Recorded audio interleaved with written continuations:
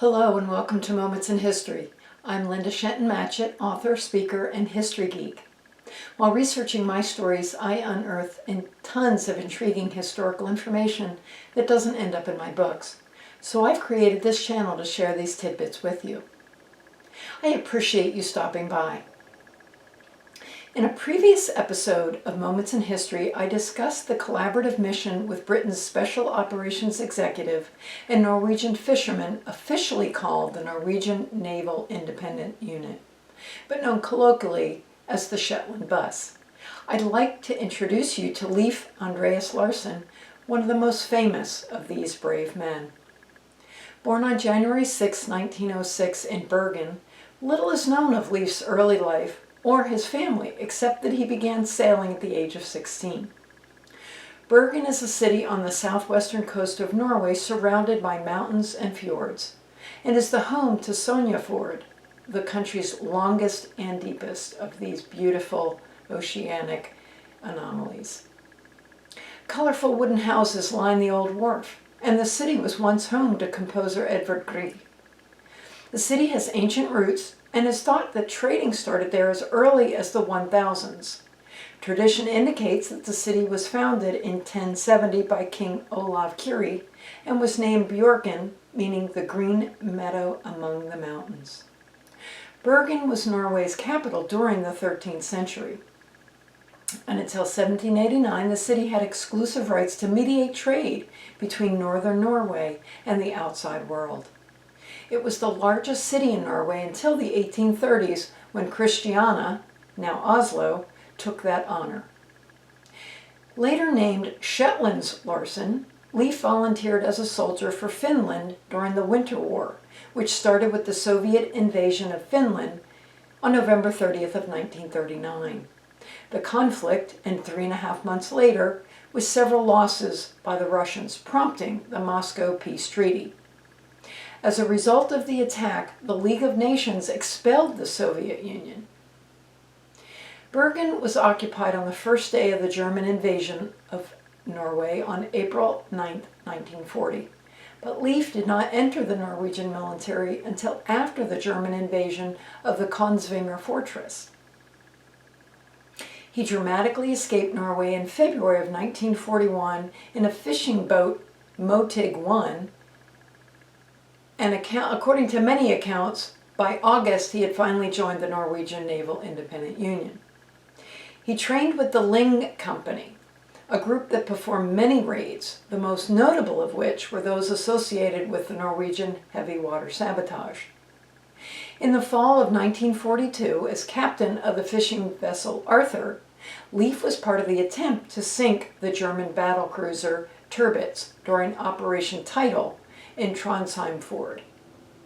The raid failed when the two-man submarines in tow were lost during a storm, and the crew had to abandon ship, making their way home over land through Sweden.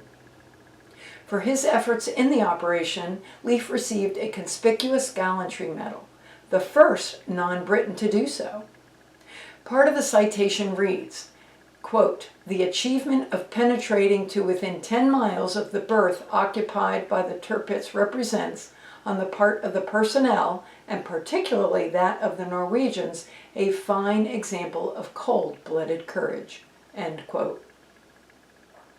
Boat skippers were initially given the nominal rank of petty officer, or quartermaster, but Larsen was later, without a great deal of enthusiasm, given a formal commission as a sub-lieutenant in the Royal Norwegian Navy, which is how he was able to receive his unusual array of British medals, which ultimately included a Distinguished Service Order, Distinguished Service Cross, and Distinguished Service Medal.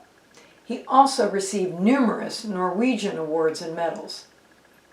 Another hair-raising event occurred in March 1943, when on his way back from delivering supplies to the resistance in northern Norway during Shetland Bus's operations, his boat was sunk by enemy aircraft.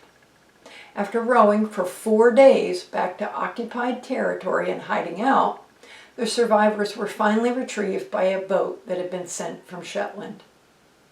Leif ultimately made 52 trips back and forth between Shetland and Norway in ordinary fishing boats.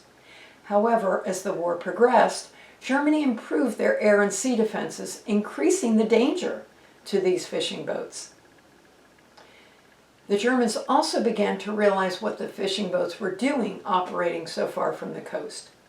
Therefore, the iconic wooden boats were replaced with 3 American subchasers, a small naval vessel specifically designed and intended for anti-submarine warfare. These boats were larger, faster, and better armed. Captains of the fishing boats, the wooden fishing boats, had been selected among the crew, but the subchasers required commissioned officers as their skippers. Leif was appointed captain of the Vigra.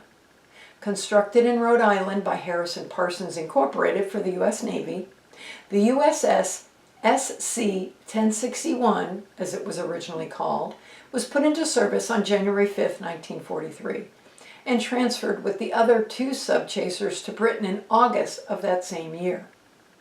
In an operation as exciting as any fictional story, the ships received secret orders to report to the Brooklyn Navy Yard, where they were hoisted onto 3 Liberty ships and then strapped down as deck cargo before heading for Belfast, Ireland. The crew had no idea where they were going until after the ships left port. After arriving in Belfast, the subchasers were then lowered into the water and they sailed up the Firth of Clyde to the U.S. Naval base Rosneath, where a group of Norwegian soldiers and sailors waited to take possession. It was only then that the U.S. crew learned the real purpose of their journey: to train these members of the Shetland Bus operations how to operate the subchasers and their equipment. A week later, training was complete and command was officially transferred toward the Norwegians. Whereas previously 10% of those setting out on the Shetland buses had perished, the gang was able to carry out an additional 114 missions without fatalities during the last 2 years before liberation. Leif continued his contributions to the government after the war, when he tested a prototype of a Norwegian-built aluminum lifeboat, which was the first foreign-made craft to be approved by the Department of Transport for use in British ships.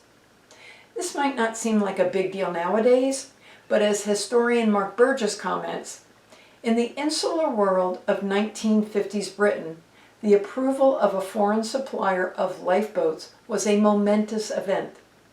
The creation of an aluminum lifeboat was also groundbreaking, being lightweight, buoyant, and sturdy. To prove the lifeboat's capabilities, Leif and 3 crewmen took an 800-mile crossing across the North Sea. The crossing was estimated to take about 12 days. However, Leif and his men made it in about 5. One of the men would later say he had hung on for dear life, whereas Leif described the journey as quote-unquote a cakewalk and quote-unquote a nice little holiday. Leif died of a stroke at the age of 84 in Bergen, Norway on October 12 of 1990. At that time, he was survived by his wife and 3 daughters. The 1954 movie Suicide Mission tells the story of Leif's time with the Shetland Bus. I hope you've enjoyed today's episode. If you'd like to learn even more history, please stop by my blog, which can be found at www.lindashentonmatchett.com. And please consider subscribing to my YouTube channel and podcast channel found on Spotify to see and hear new episodes that release on the 2nd and 4th Fridays of each month. Thank you for stopping by and have a great rest of your day.